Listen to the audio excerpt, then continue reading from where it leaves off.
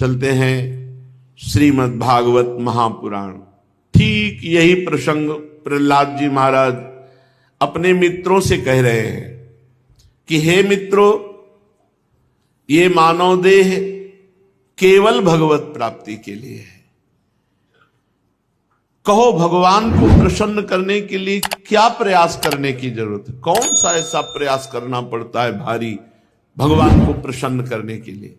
नहीं, कोई भारी प्रयास नहीं करना पड़ता।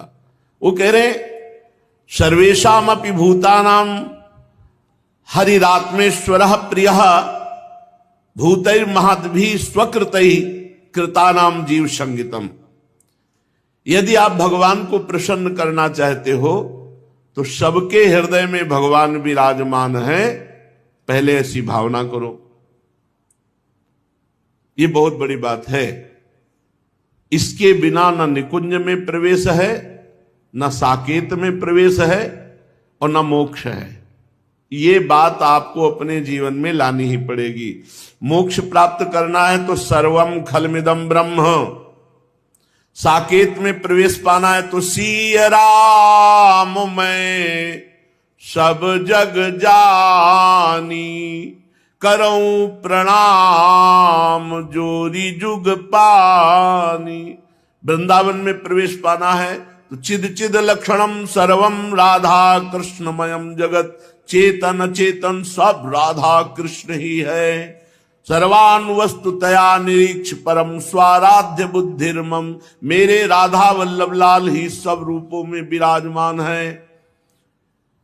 अगर ये वृत्ति नहीं आई तो प्रहलाद जी कह रहे भगवान को प्रसन्न कर लेना बड़ा कठिन हो जाएगा। भगवान को प्रसन्न करने के लिए कोई विशेष प्रयास की जरूरत नहीं है। कुछ साधन बता रहे हैं। गुरुदेव भगवान का आश्रय ले लेना, अर्थात गुरु का वर्ण कर लेना, प्रेम पूर्वक गुरुदेव के चरणों की सेवा करना, अपने को जैसे भगवान रह रहे हैं उसमें रख रहे हैं उसमें हमें राजी रहना। जोई जोई प्यारो करे सोई मोहि भावे। जैसी परिस्थिति है, जैसी स्थिति है, हम राजी हैं। संतुष्टा येन केनवा, जथा लाभ संतोष सदा काहू सो कछु न चाहोगो। ये भगवान के प्रसन्न करने के लिए साधन है। पहला गुरुदेव का आश्रय लेकर प्रेम पूर्वक उनकी सेवा। दूसरा है जैसे भगवान तुम्हें रख रहे हैं, तुम्हारे लिए स्थिति बिल्कुल ठीक है, भगवान से पास होकर वो स्थिति आई, भले भयावह है, भले दुखद है, भले अव्यवस्था है, लेकिन पक्का मान लेना अगर आप उसमें राजी हो गए और नाम जप किए तो उसी स्थिति से आप भगवत प्राप्त महात्मा हो जाएंगे।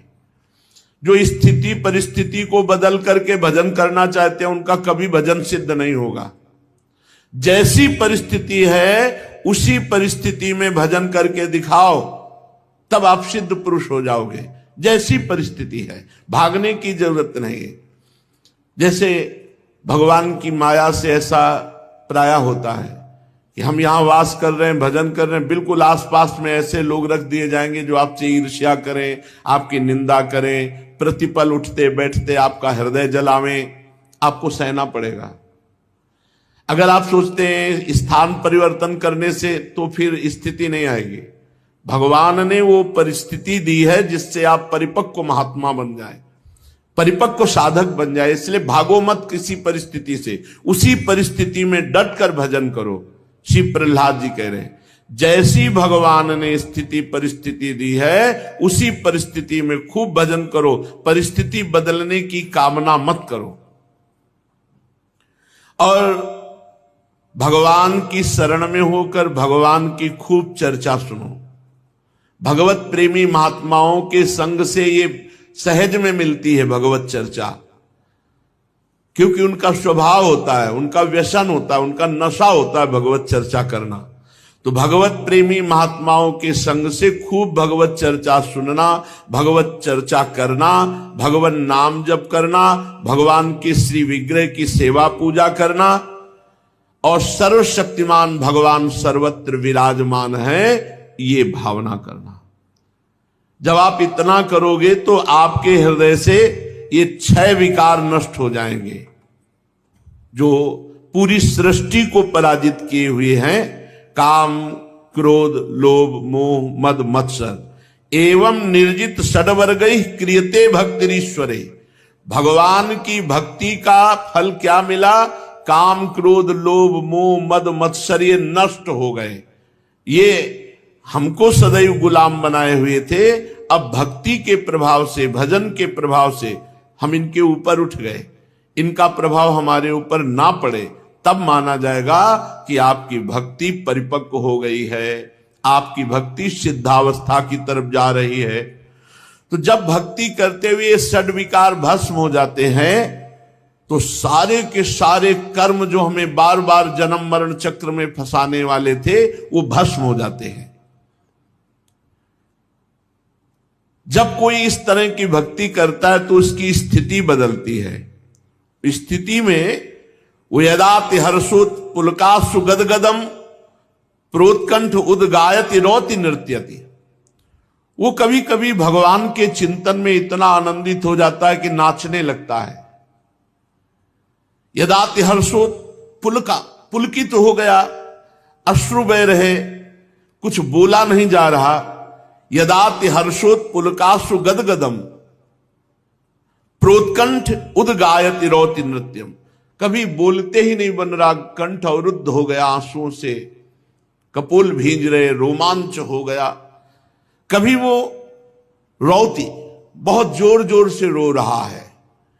कभी उद्गायति, कभी भगवान के गीत गा रहा है, और कभी नृत्यति, कभी नाच रहा है। यदा ग्रहग्रस्त इव क्वचिद सत्याक्रंदन्ते ध्यायति वंदते जनम। अब बाहर से वैसा दिखाई दे रहा है मानो कोई पागल हो। कभी सबके चरणों में वंदना कर रहा है, कभी भगवान में तन्मय होकर के समाधिस्थ हो रहा है, कभी बड़ी बड़ी लंबी सांसें खींच करके जोर से पुकार, हे जगतपते, हे गोविंद, हे नारायण, हे हरि, हा राधा, ऐसे पुकारता है। मुहु श्वसन वक्ति हरे जगतपते नारायणेत्यात्म मतिर्गतत्रपहा। आहा, बुद्धि से परे उसकी स्थिति है। कभी कभी भगवत भावना में इतना तन्मय हो जाता है कि वो स्वयं भगवत स्वरूप हो जाता है। अब जितना जन्म मृत्यु का कर्म का खजाना था सब भस्म हो गया इस भक्ति के प्रभाव से। इस अशुभ संसार के दलदल में फंसाकर अशुभ गति देने वाले जितने कर्म थे सब भस्म हो गए। इसी को विद्वान पुरुष ब्रह्म प्राप्ति कहते हैं, इसी को निर्वाण सुख कहते हैं, इसी को भगवत प्राप्ति कहते हैं। क्या? भगवान में तन्मय हो गया, शरीर की शुद्ध भूली हुई है, कभी रो रहा है, कभी हंस रहा है, कभी गा रहा है, कभी नाच रहा है, केवल अपने प्रभु के लिए। दिखावटी नहीं, बनावटी नहीं, दम्भ नहीं। दम्भी की तो बड़ी दुर्गति होती है, यहां सावधान होना चाहिए। ये केवल प्रभु के लिए है। ये जो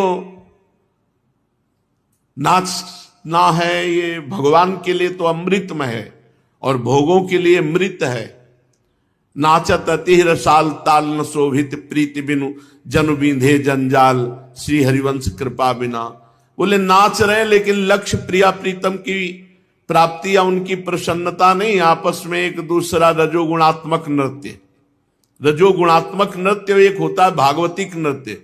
भागवतिक नृत्य में आंसू बह रहे प्रभु सामने, उनके लिए वो नाच रहा है। और जो रजोगुणात्मक नृत्य है ना, ये भोगों में फंसाने वाला है।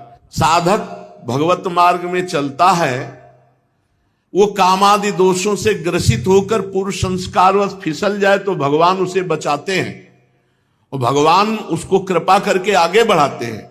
लेकिन जो जानबूझकर नौटंकी नाटक दिखा करके और फिर भोगों का खेल खेलते हैं, इनकी बड़ी दुर्गति होती। एक होती विवशता पूर्वक आचरण बिगड़ जाना और एक होता जानबूझ करके आचरण गलत करना। ये जानबूझकर जो आचरण गलत किए जाते हैं, इनसे बड़ी दुर्गति होती। तो इसलिए कोई बनावटी रोए ना, बनावटी नाचे ना, बनावटी ये कोई दंभ ना करे। क्योंकि ये दंभ जो है ना, ये कभी कभी सम्मान प्राप्ति के लिए, किसी को ये दिखाने के लिए कि हम बड़े भगत हैं, किसी को लुभायमान करने के लिए, ये सब नहीं। ये केवल प्रभु के लिए है। इसीलिए हम कहते हैं कि नाचना है तो अपने कमरे में पहले दरवाजा बंद करो, फिर पर्दा लगाओ, कोई देख ना पावे कि तुम नाच रहे हो, और फिर नाचो अपने ठाकुर के सामने, फिर रो ठाकुर जी को गले लगाकर। देखो तो आनंद का स्वरूप क्या होता है। बोले नाचत अति रसाल ताल न शोभित प्रीत बिनु जन बींधे जंजाल। ऐसा लगता है जैसे जाल में फंस गए उसे छुड़ा रहे हो, ऐसा नहीं। बहुत सावधान, दंभ नाटक नहीं करना चाहिए, दंभ नाटक नहीं करना। समाज को दिखाने के लिए नृत्य, कोई तुम नृत्यांगना हो, प्रभु के लिए नाच। अगर नाच रहे हो तो सिर्फ सामने गोविंद हो, सामने प्रिया प्रीतम हो, इधर उधर दृष्टि ना हो, किसी अन्य को दिखाने के लिए नहीं।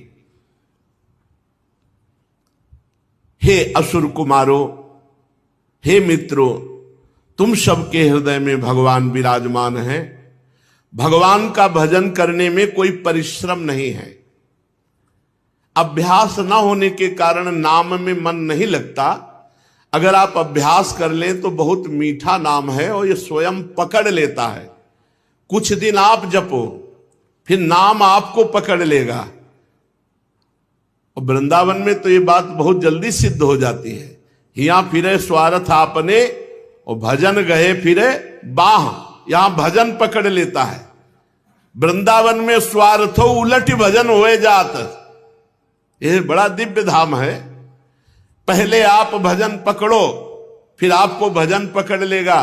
तो जैसे दिल धड़कता है, आप नहीं धड़काते, ऐसे आपका नाम चलेगा, ऐसे आपका भजन चलेगा। प्राणियों में सब में भगवान विराजमान है। जो किसी से द्रोह करता है, द्वेष करता है, मारपीट करता है, तो प्रहलाद जी कह रहे राम राम राम। कितनी बड़ी मूर्खता है कि सब में विराजमान भगवान है, तुम उन्हीं भगवान के साथ ऐसा व्यवहार करते हो। सच्ची बात है। बहुत बढ़िया आनंदमय जीवन व्यतीत करने के लिए मनुष्य शरीर मिला है। ये मूर्खता हमको आनंद में जीने नहीं देती। बहुत बहुत निकृष्ट है।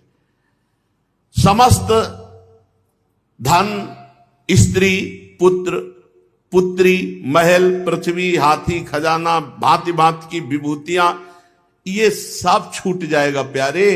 जब तुम्हारा शरीर छूट जाएगा तो ये सब छूट जाएगा। कोई तुम्हें साथ नहीं देगा, कोई नहीं पहचानेगा, कोई तुम्हें नहीं जानेगा मानेगा। कौन मानता है? हाय हाय कर करके भगवान से विमुख जीवन व्यतीत कर रहे हो। लोक परलोक का सब वैभव ऐसे माया में है। हे निर्दोष मित्रों, तुम परमात्मा की अनन्य भक्ति करके इस जीवन में उसको प्राप्त कर लो, यही सबसे बड़ी बात है। इसके सिवा यदि अपने को कोई बहुत बड़ा विद्वान मानता है और इस लोक में बार बार वही भोग सामग्री कमाने का प्रयास करता है, भजन नहीं करता है, तो निसंदेह वो मूर्ख है, वो विद्वान नहीं है। बुद्धिमान वही है, रामई भजैते चतुर नर, जो भगवान का भजन कर लिए, नाम कमा लिए, वही धनी। कबीरा सब जग निर्धना, धनवंता नहीं कोई, धनवंता सोई जानिए, जाके राम नाम धन हो, भगवत नाम धन। जब ये शरीर ही नहीं रहता तो ये पुत्र, स्त्री, महल, धन, संपत्ति, राज, खजाना, हाथी, घोड़े, मंत्री, नौकर, चाकर, गुरुजन, ये कोई साथ नहीं देता। इसलिए प्यारे मित्रों, ये संसार स्वाप्निक है। यहां के भोग सब नष्ट होने वाले हैं। यहां पुरुषार्थ है तो केवल भजन है। प्रहलाद जी कह रहे भगवान का भजन ही पुरुषार्थ है। प्रयत्न करके भगवान का नाम जप कर लो। ये जीव जो जो कर्म करता है वो कर्म तत्काल अंतर ध्यान हो जाता है और उसके सर पर सवार हो जाता है। और जब उसका समय आएगा तो वो अपना खेल रच देगा। बुरी दशा आने के पहले बुद्धि बदली जाती है। जहिका विधना दारुण दुख दीन, ताके मत पहले हरिलीन। वो कर्म उसी बुद्धि में सवार होकर आप ना आवई ताहि पर ताहि तहां ले जाए, वही ले जाएगा जहां तुम्हें दंड भोगना है। इसलिए कर्म तुम पर हावी होकर नष्ट कर दे, उसके पहले ऐसा महान कर्म कर लो भगवान का भजन कि ये सब कर्म भस्म हो जाए जो तुम्हें दंड देने वाले हैं। भगवान को प्रसन्न करने के लिए कोई उच्च कुल का जाति का होना, या बहुत पढ़ा लिखा विद्वान होना, या बहुत गुणवान होना, या बहुत धनवान होना, ये सब ये जरूरत नहीं है।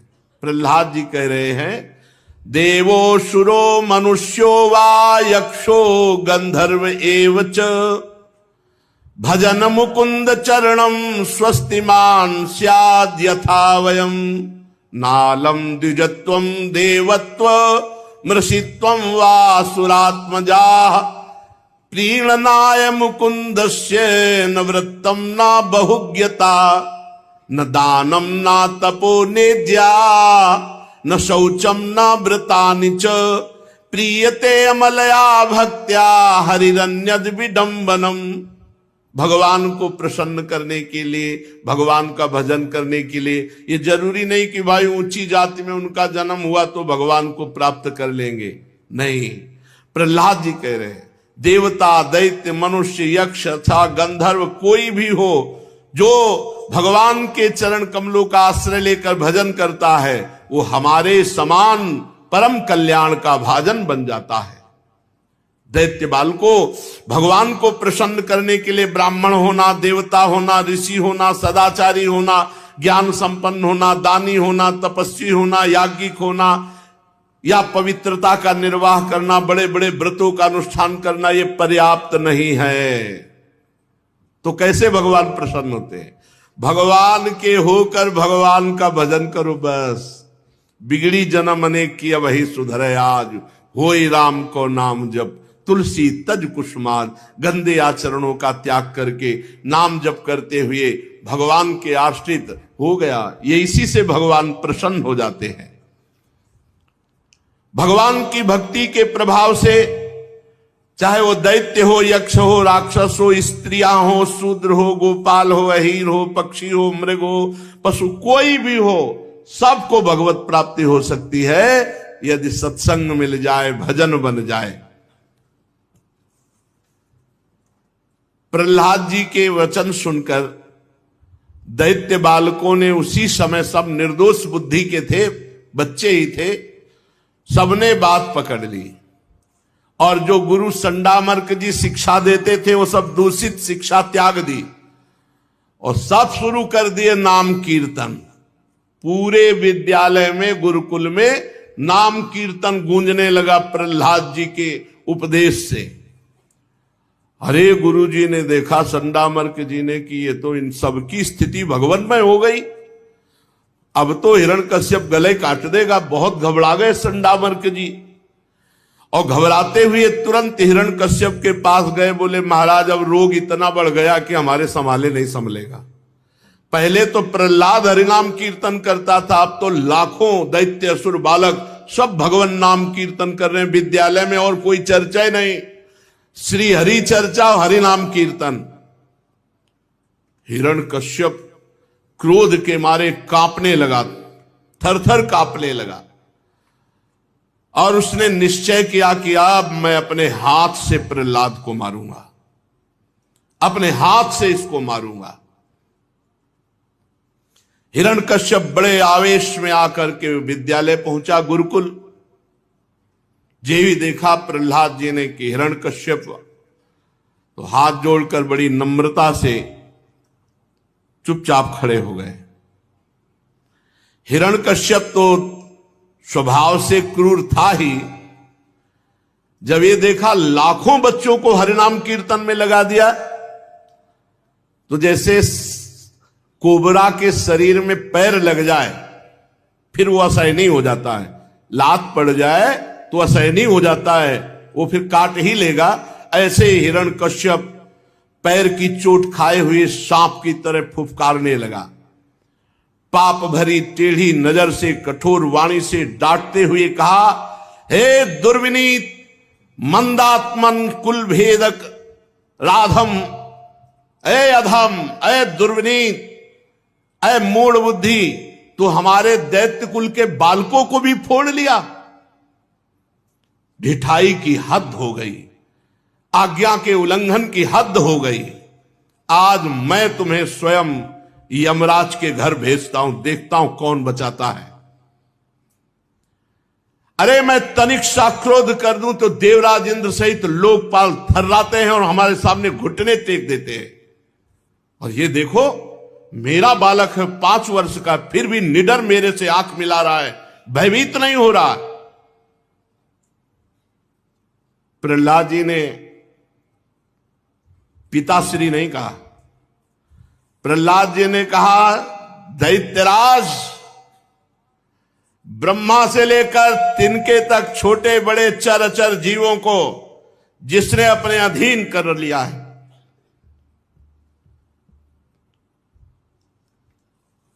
उन्हीं बलशालियों के परम बल भगवान का मैं आश्रय लिए हूं। तू ये समझता है मैं तेरे से डर जाऊंगा? अरे ब्रह्मा से लेकर चर तक जितने बलवान हैं, जिनके बल से बलवान है, उन्हीं भगवान का मैंने आश्रय लिया है। मैं तेरे से डर जाऊंगा? दैत्यराज कहकर संबोधन कर रहे 5 वर्ष के प्रहलाद जी।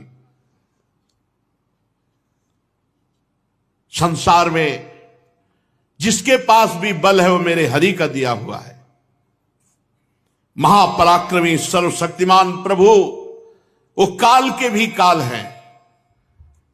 तुम्हारे में जो देह बल है, इंद्रिय बल है, मनोबल है, तपोबल है, वो सब मेरे प्रभु का है। तू क्या समझता है? वही परमेश्वर समस्त शक्तियों का स्वामी, वही सृजन करता है, वही रक्षा करता है, वही संहार करता है। तू केवल अभिमान कर रहा है। तू अपना असुर भाव छोड़ दे। यह है भक्त का स्वरूप। जब तक भगवान के विरोध भाव में नहीं थे तो पिताश्री कह के साष्टांग दंडवत करते थे। आज जब भगवान का विरोध तो कह रहे तू अपना असुर भाव छोड़ दे। तेरे में जो प्राण बल है, इंद्रिय बल है, मन बल है, तप बल है, वो सब मेरे भगवान का दिया हुआ है। तेरे से डरूंगा? ब्रह्मा से लेकर तिनके तक जो चराचर जगत को बल देता है वही मेरा स्वामी है। ये गर्व होना चाहिए, भक्त को ये ठसक होनी चाहिए। तू अपना ये अभिमान छोड़ दे, आसुर भाव छोड़ दे कि तू कुछ बिगाड़ सकता है किसी का। मैं अब भी प्रार्थना करता हूं कि अपने मन को सबके प्रति समान भाव में बदलिए। कुमार्गामी मन के सिवा तुम्हारा और कोई दुश्मन नहीं है। दैत्यराज, सब में भगवान विराजमान है, ऐसी भावना कीजिए तो बच सकता है। तू अपने को बड़ा बलवान मान रहा है, लेकिन तेरे को ये 6 इंद्रिय शत्रु लूट रहे हैं, काम, क्रोध, लोभ, मोह, मद, मत्सर। तू देख पा रहा है? बहिर्मुख 10 दिशाओं को बाहर जीत लिया, लेकिन अंदर तू हार चुका है। मूर्ख है।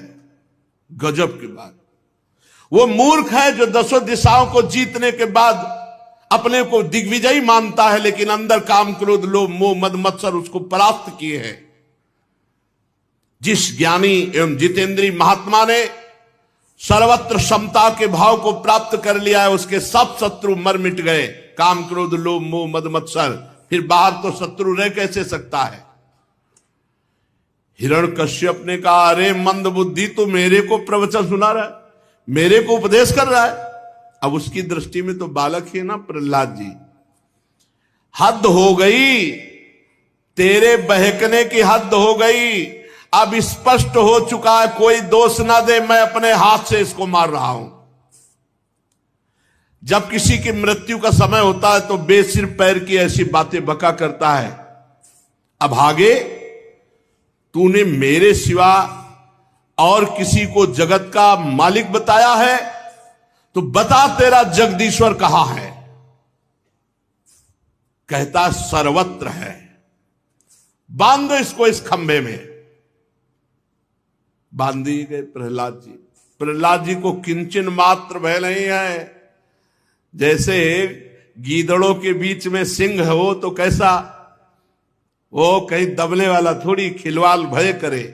प्रहलाद जी को कोई भय नहीं, क्योंकि पता है कि मेरे प्रभु सब बलों के बल है।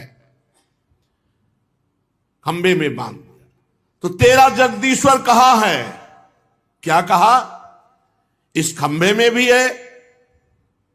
तुझे इस खंबे में तेरा जगदीश्वर दिखाई दे रहा है? अरे झूठा, तू डींग हाँक रहा है।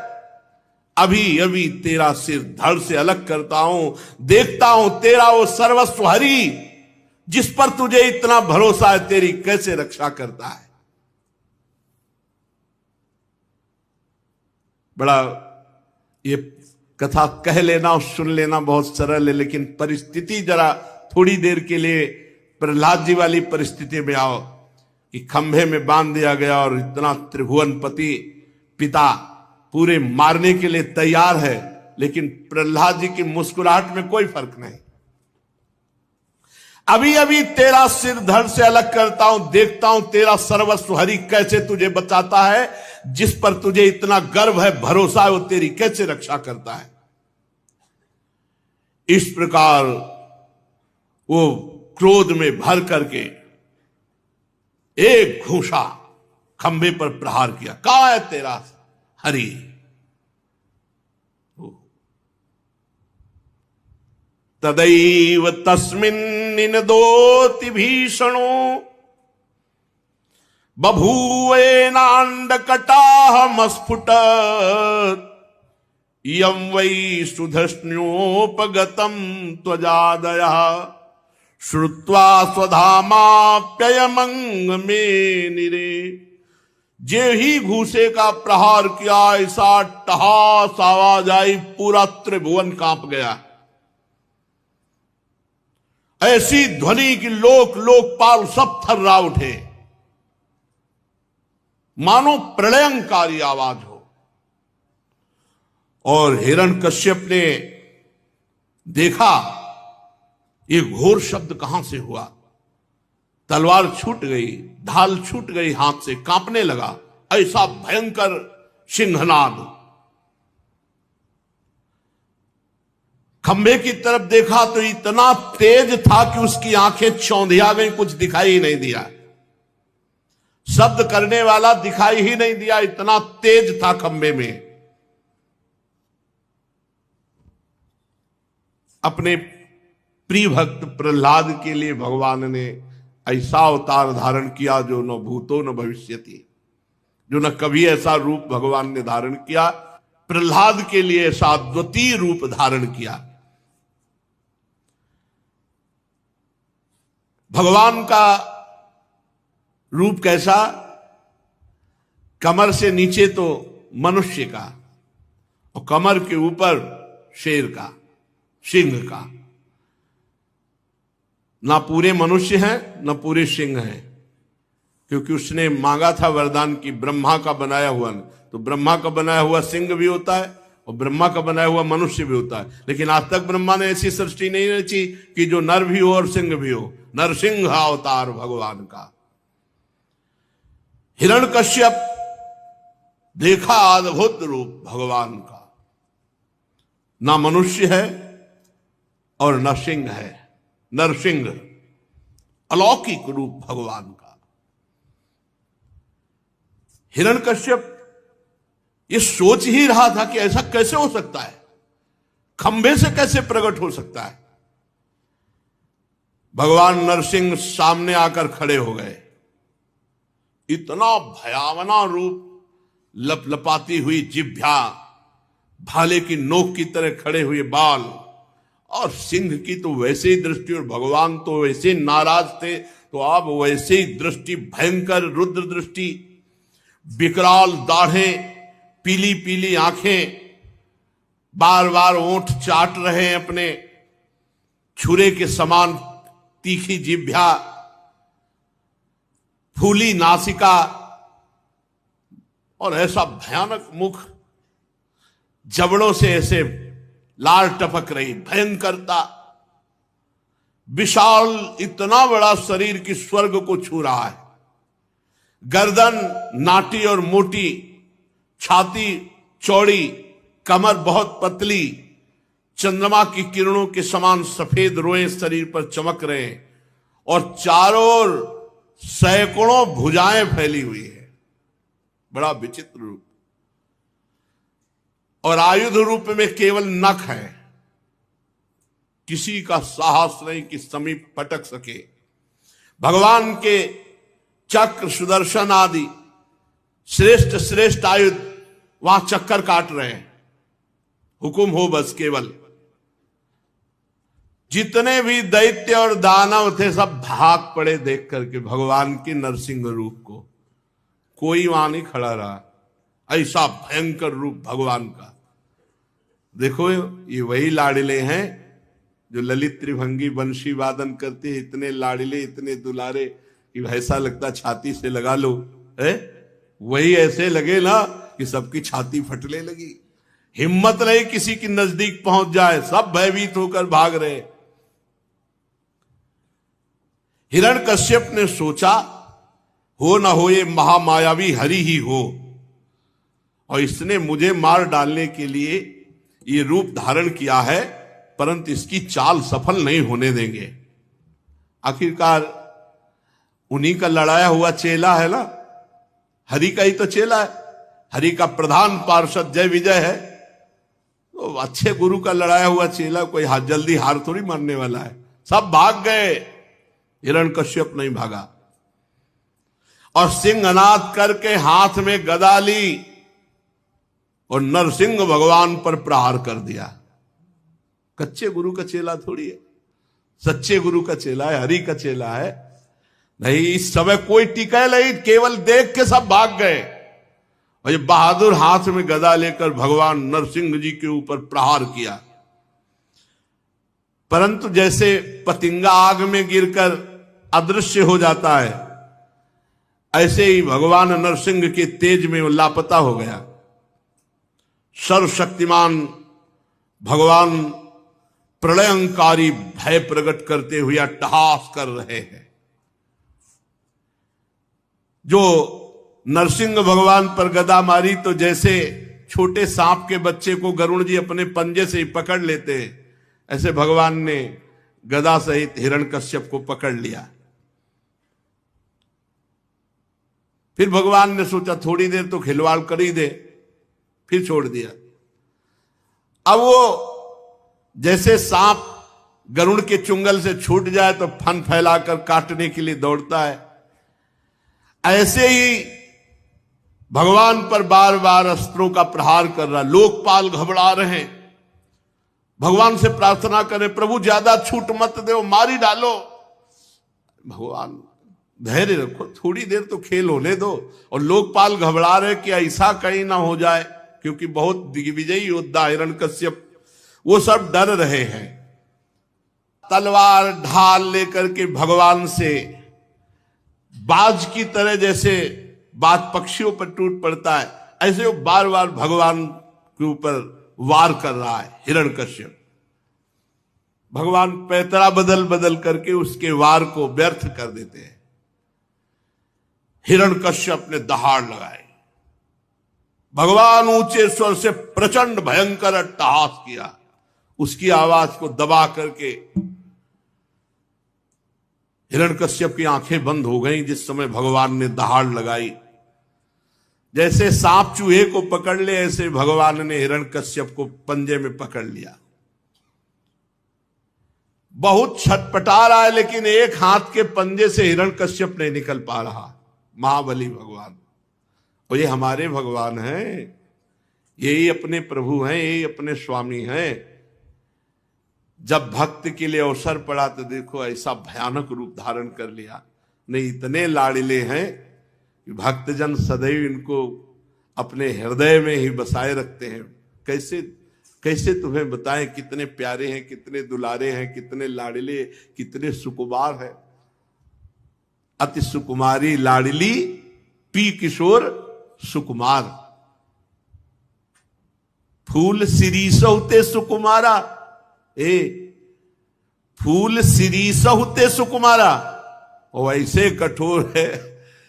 बस यही बात है, हमारे प्रभु कुसुम से भी कोमल है। कुसुमादपि कोमला, वज्रादपि कठोराणि, वज्र से भी कठोर। भक्त के लिए अवसर पड़ जाए तो देखो कैसा रूप।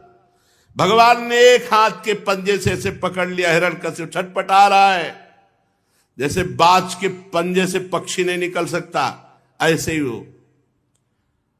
अब भगवान ऐसे उठा के उसको ले गए पंजे में फंसा के, और जाके बैठे देहली पर, सभा की उसने कहा था ना घर के भीतर न बाहर, तो देहली में। समय संध्या का, न दिन न रात। देहली पे बैठे, न नीचे न ऊपर, और अपनी जांग पे ऐसे गिरा लिया,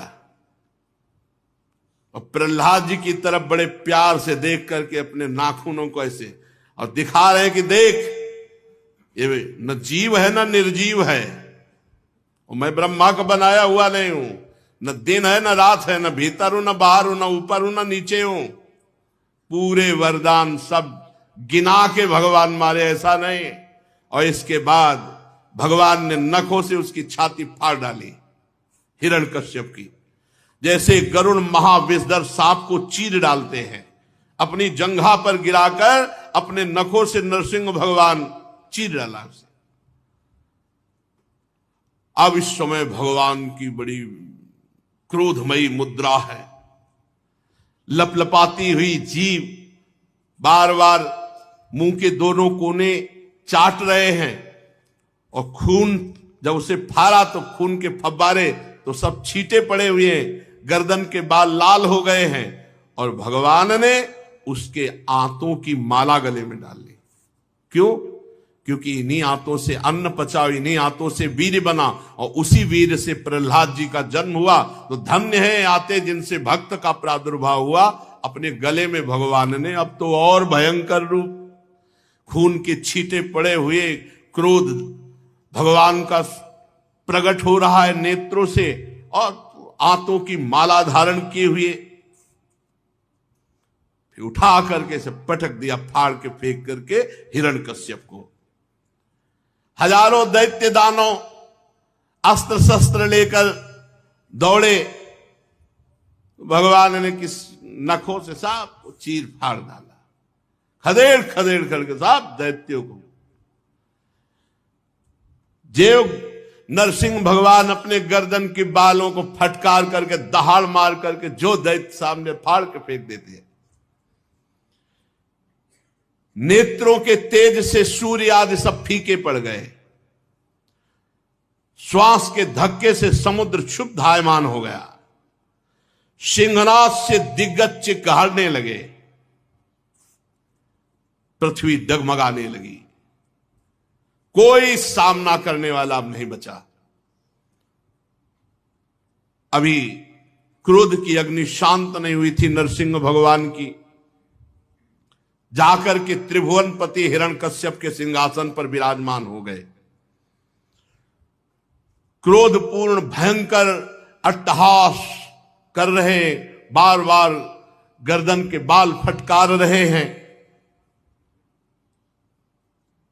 सब देवी देवता सब थर्रा रहे, कैसे भगवान का क्रोध शांत हो। सबने भगवान के ऊपर पुष्पों की वर्षा की। अब तो ढोल नगारे बजने लगे, अप्सराएं नृत्य करने लगी। ब्रह्मा, भगवान शंकर, देवराज इंद्र, ऋषि, देवता, पितर, सिद्ध, विद्याधर, महानाग, मनु, प्रजापति, गंधर्व, अप्सराएं, चारण, यक्ष, किमपुरुष, बेताल, सिद्ध, किन्नर, सुनंद, कुमुद आदि भगवत पार्षद सब आ गए। भगवान हिरण्यकश्यप के त्रिभुवनपति सिंहासन पर विराजमान है। भगवान ब्रह्मा जी दूर से इतना भयंकर रूप है, दूर से हाथ जोड़ करके, प्रभु आप अनंत हैं, आपकी शक्ति का कोई पार नहीं पा सकता, आपका पराक्रम विचित्र है, आपका कर्म परम पवित्र है। यद्यपि गुणों के द्वारा आप लीला से ही संपूर्ण विश्व की उत्पत्ति, पालन और प्रलय करते हैं, पर आपका कोई संबंध नहीं है स्थिति, पालन और संहार से, इसलिए आप निर्विकार हैं। हे प्रभु हम नमस्कार करते हैं, आप अपना क्रोध शांत कर लीजिए। देवाधिदेव महादेव जी ने कहा, प्रभु प्रभु अब क्रोध मत कीजिए, नहीं कल्प का अंत हो जाएगा, सृष्टि का विनाश हो जाएगा। जिसके कारण क्रोध किया था वो तुच्छ दैत्य तो मारा जा चुका है। प्रभु मैं आपकी शरण में हूं और देखो प्रहलाद जी भी हाथ जोड़े खड़े हैं, आप इस भक्त को निर्भय कीजिए और अपने क्रोध का शमन कीजिए। देवराज इंद्र ने कहा, हे पुरुषोत्तम, आपने हमारी रक्षा की, हमारे यज्ञ भाग सब ये हिरण्यकश्यप खा जाता था, आज आपने उसका पेट फाड़ करके मानो हमें सब वापस कर दिया। ये तो अपने स्वार्थ की बात कर रहे हैं, इनको और कुछ नहीं, हमारे यज्ञ भाग वापस कर दिए, बड़ी कृपा, हमारा महल मिल जाएगा, हमारी भोग सामग्री। प्रभु मैं इसके आतंक से बहुत भयभीत हो गया था, भले मार डाला, आपका बहुत कृपा प्रसाद है, पर प्रभु आप क्रोध शांत कीजिए। प्रभु वैसे तो हम सब देवता भोगी ही हैं, पर कृपा हो जाए तो आपकी सेवा मिल जाए, प्रभु ऐसी कृपा कीजिए और क्रोध शांत कीजिए। फिर ऋषियों ने कहा, है प्रभु हम तपस्या द्वारा सारे जगत का मंगल करते हैं, हम कठोर तपस्या करते हैं, उस पूरे जगत को अपनी तपस्या देते हैं जिससे जगत का मंगल हो, लेकिन इस दैत्य ने उस तपस्या का उच्छेद कर दिया। हे भक्तवत्सल भगवान, आपने अवतार धारण करके हम तपस्वियों, हम ऋषियों की रक्षा की। फिर पितरों ने हाथ जोड़कर कहा, प्रभु हमारे परिवार के जब पिंडदान करते थे तो अकेले खा जाता था हिरण्यकश्यप, प्रभु जब वो तिलांजलि देते थे तो ये पी जाता था, आज आपने उसकी छाती फाड़कर हम सबको मानो सब लौटा दिया। हे प्रभु हम सब पितरों के आप ही रक्षक हैं, हे नरसिंह देव आपको नमस्कार है, आप अपने क्रोध को शांत कीजिए। सिद्ध पुरुषों ने कहा, हे नरसिंह देव ये दुष्ट अपने योग और तपस्या के बल से हमारी सब योग सिद्धियां छीन ली थी, आज आपने नखों से उसको फाड़ करके उसके घमंड को मिट्टी में मिला दिया। हम आपके चरणों में विनीत भाव से नमस्कार करते हैं, आप क्रोध शांत कीजिए। विद्याधरों ने कहा, प्रभु ये मूर्ख हिरण्यकश्यप इतना घमंडी था कि हम लोग विद्याधर हैं, हम दिव्य विद्याओं के ज्ञाता हैं, इसने सब विद्याएं अपने अधीन कर ली थी, हम आपको प्रणाम करते हैं। नागों ने कहा, प्रभु ये पापी बड़ा बलवान था, हमारी दिव्य मणियां छीन ली थी और हमारी सुंदरी स्त्रियां भी छीन ली थी, आज आप उसकी छाती को फाड़ करके हमें बड़ा आनंद प्रदान किया, प्रभु आपकी जय हो, आप क्रोध शांत कीजिए। मनुओं ने कहा, हे देवादिदेव हम आपके आज्ञाकारी मनु हैं, लेकिन ये दैत्य किसी की बात नहीं मानता, सब धर्म मर्यादाओं को भंग कर दिया था, आज इस दुष्ट को मार करके आपने हमारी रक्षा की, आपकी जय हो। प्रभु हम आपको नमस्कार करते हैं, आप क्रोध रहित हो जाइए।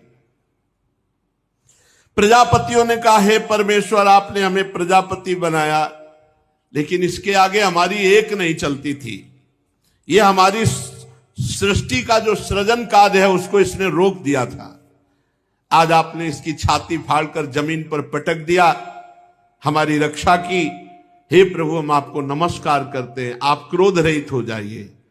गंधर्वों ने कहा, प्रभु हम आपको नाच करके, गान करके, संगीत सुनाकर रिझाने वाले सेवक हैं, इस दैत्य ने हमको अपना गुलाम बना रखा था, आपने इस दैत्य की ऐसी दशा कर दी तो कुमार्गामी पुरुष की ऐसी ही दशा होती है। जय हो हे हरि, आपकी जय हो। चारणों ने कहा, प्रभु ये सज्जनों के हृदय को पीड़ा पहुंचाने वाला दुष्ट मारा गया, हमें बहुत प्रसन्नता हो रही है, सज्जनों को बहुत सुख मिला, हम सब आपके चरण कमलों की शरण में हैं। हे जन्म मृत्यु संसार चक्र से छुड़ाने वाले भगवान, आप प्रसन्न हो जाओ। यक्षों ने कहा, प्रभु हम लोग आपके प्रधान सेवकों में गिने जाते हैं, पर हिरण्यकश्यप ने हमें पालकी ढोने वाला कार बना लिया था, प्रभु आज मार करके हम लोगों को बड़ा सुख प्रदान किया। किम पुरुषों ने कहा, प्रभु अत्यंत तुच्छ हम लोग किम पुरुष हैं, पर आप सर्वशक्तिमान महापुरुष हैं। जब सत्पुरुषों ने इसका तिरस्कार किया, धिक्कार किया, तो इस कुपुरुष को आपने नष्ट कर दिया, अब आप प्रसन्न हो जाइए। बैतालिकों ने कहा, भगवान हम लोग बड़ी बड़ी सभाओं में ज्ञान यज्ञ का वर्णन करने वाले हैं और आपकी महिमा गाते हैं, इस दुष्ट ने जबरदस्ती हमारी सब ये बातें रुकवा दी। आज बड़े भाग्य की बात है कि महारोग की तरह इस हिरण्याकश्यप का आपने विनाश कर दिया। किन्नरों ने कहा, भगवान आपने कृपा करके इस पापी को नष्ट कर दिया, हमारा बड़ा अभ्युदय हुआ, अब आप प्रसन्न हो जाइए। भगवान के पार्षदों ने कहा, हे शरणागत वत्सल, हे नृसिंहदेव, ये भयानक रूप आज तक हमने आपका नहीं देखा। भगवान के पार्षदों ने कहा, हम तो आपके आज्ञाकारी सेवक हैं, पर प्रभु जिसके प्रति आपने क्रोध किया वो भी आपका पार्षद ही है, आपका सेवक ही है। सनकादि के शाप से वो आपका विरोध कर रहा था, इसलिए प्रभु अब तो आप प्रसन्न हो जाइए। जब ब्रह्मा शंकर सबने प्रार्थना की पर भगवान का क्रोध शांत नहीं हुआ, वैसे ही भगवान हुंकार कर रहे। तब ब्रह्मादि ने विचार किया कि लक्ष्मी जी को भेजा जाए। लक्ष्मी जी प्रार्थना कर, लक्ष्मी जी से कहा कि आपके तो प्रीतम है, आप प्रार्थना कीजिए।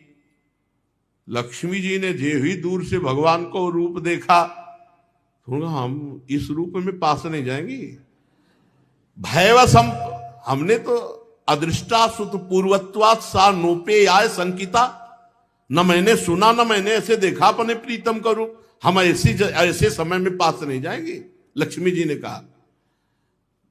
तो प्रहलाद जी पास में खड़े हुए थे। ब्रह्मा जी नजदीक गए और कहा, बेटा यदि तुम भगवान के पास जाओ और उनके चरण पकड़ो तो जरूर शांत हो जाएंगे, क्योंकि तुम्हारे लिए ही क्रोध धारण किया। ब्रह्मा जी के ऐसा कहने पर लक्ष्मी जी तो पास भी नहीं गई और प्रहलाद जी दौड़ पड़े।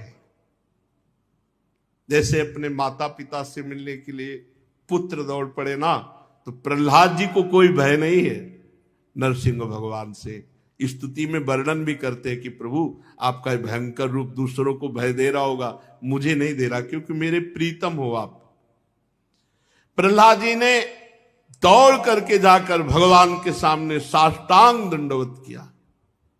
भगवान नरसिंह देव जी ने देखा प्राण प्रिय प्रहलाद चरणों में पड़ा हुआ है, उठ खड़े हुए सिंहासन से और भगवान प्रहलाद जी को ऐसे उठाकर हृदय से लगा।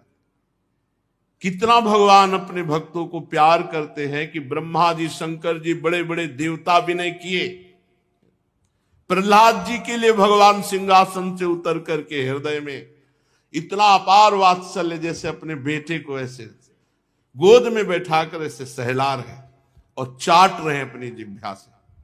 ओहो, भगवान अपनी जिह्वा से चाट रहे हैं और प्रहलाद जी को कर कमल से, क्या सौभाग्य, अहो भाग्य, इसके आगे मोक्ष क्या है। नरसिंह भगवान ने नन्हे से प्रहलाद जी को दुलार कर रहे। भगवान के कर कमल का स्पर्श होते ही प्रहलाद जी में जो कुछ बचे खुचे अशुभ थे वो सब भस्म हो गए। तत्काल उन्हें तत्वबोध हो गया। तत्वज्ञानी महात्मा तत्वबोध हो गया। तत्काल परमात्म तत्व का साक्षात्कार हो गया।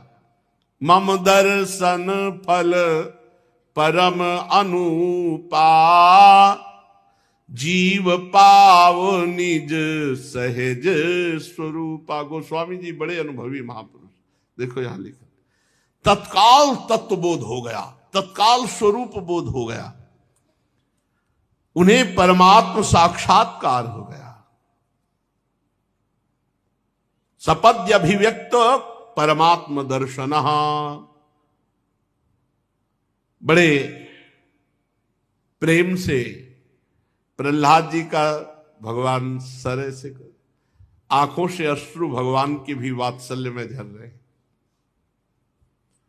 हृदय से लगाए हुए प्रहलाद जी को गोद में बैठाए हुए जबान से चाट रहे, अश्रुओं से अभिषिक्त कर रहे, कर कमल फेर रहे। प्रहलाद जी को जो तत्वबोध, जो अपार आनंद प्राप्त हो रहा है, ये चरम अवस्था है आनंद की, इससे बढ़कर कोई सुख नहीं। इसीलिए इस सुख की प्राप्ति के लिए भक्तजन मोक्ष का भी त्याग कर देते हैं। भगवान के हृदय में प्रेम की धारा है। ये नेत्रों से आनंद अश्रु झरने लगे भगवान की। प्रहलाद जी की तो दशा, लेकिन भगवान की दशा, यही प्रेम महाबली है। भगवान से भी बढ़कर प्रेम महाबली है, जो जीव के जीवत्व का विस्मरण करा दे, इसके ईश्वत्व का विस्मरण करा। भगवान को विकल कर दिया प्रेम ने, इसीलिए भगवान को प्रेमाधीन कहा गया है। प्रेमाधीन, अजित को जीत लेता है प्रेम, इसीलिए भक्तों के पीछे पीछे डोलते हैं प्रेमाधीन भगवान। आनंद अश्रु झरने लगे। प्रहलाद जी गोद में है ना, ऐसे देख रहे भगवान को, जैसे गोद में लिए था, ऐसे भगवान को निर्निमेष नयनों से। और भगवान के मुखारविंद का दर्शन करके भगवान से जो विनय की स्तुति की, बहुत सुनने लायक, ज्ञान विज्ञान भक्ति से संपन्न है। खूब आनंद पूर्वक इसका स्वाद लेंगे। आगे शेष समय में वो भगवान कराएंगे तो आगे शेष समय में चर्चा होगी। श्री राधा वल्लभ लाल की।